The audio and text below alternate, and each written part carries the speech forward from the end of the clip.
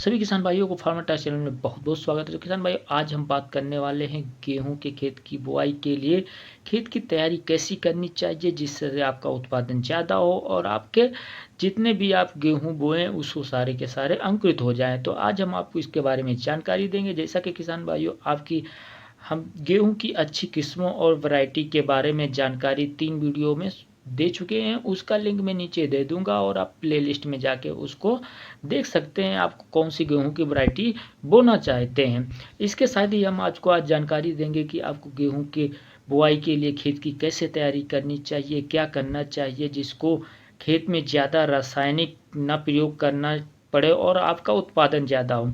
तो किसान भाइयों, जैसा कि आपका अक्टूबर का महीना चल रहा है, बुआई आपकी शुरू हो गई है। अक्टूबर और नवंबर के महीने में सबसे ज़्यादा गेहूं की बुआई की जाती है। तो हम आपको जानकारी देंगे, अगर आपके खेत में अगर आप धान का खेत है, तो अगर उसमें धान का खेत है तो उसकी जो प्लाई है तो आपको उसको जलाना नहीं है, जैसे कि सरकार ने प्रतिबंध लगा रखा है। तो आपको जलाने नहीं है, उसको खेत में ही आपको उसको जुताई कर देनी है। उसके लिए आपको क्या करना है, आपको अगर खेत में प्लाई पड़ी हुई है तो आपको उसमें पानी भर देना है। अगर आपका खेत अभी अभी आप बोना थोड़ा लेट बोना चाहते हैं 10 से 15 दिन में, तो आप उसको पानी भर देना, जिससे क्या होगा कि प्लाई आपकी भीग जाएगी। फिर आप उसके बाद हैरों से आप उसकी जुताई कर दीजिएगा और आपको उसकी पूर्णतः वो आपको ख़त्म हो जाएगी, नष्ट हो जाएगी।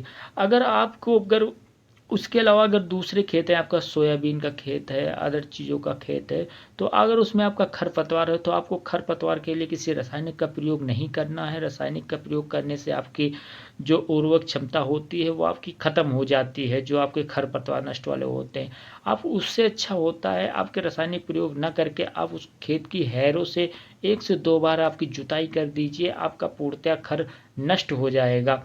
इसके साथ ही अगर आपके खेत में उपज कम रहती है, आप जैसा कि बोते आ रहे हैं, अगर आपके उसमें जिसको बोलते हैं उर्वरक क्षमता कम हो गई है, तो आपको किसान भाइयों, आपको लिए सबसे ज़रूरी होता है आपको गोबर की खाद का प्रयोग करना चाहिए।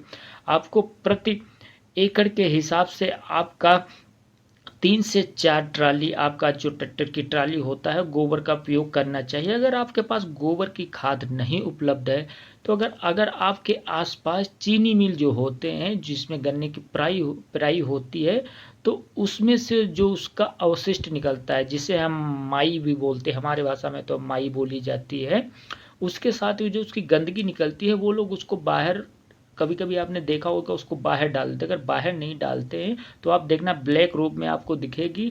आप वहाँ चीनी मिल से कांटेक्ट कर सकते हैं, उसको आप ट्राली का कुछ वो प्राइस लेंगे आपका, वो डालिए। वो आपके लिए सबसे ज़्यादा इम्पॉर्टेंट होती है। उसमें सब बहुत अच्छी रासायनिक जो आपकी डीएपी और आप एनपीके उपयोग करते हैं उसी की तरह वो पूरा काम करती है आपकी ये।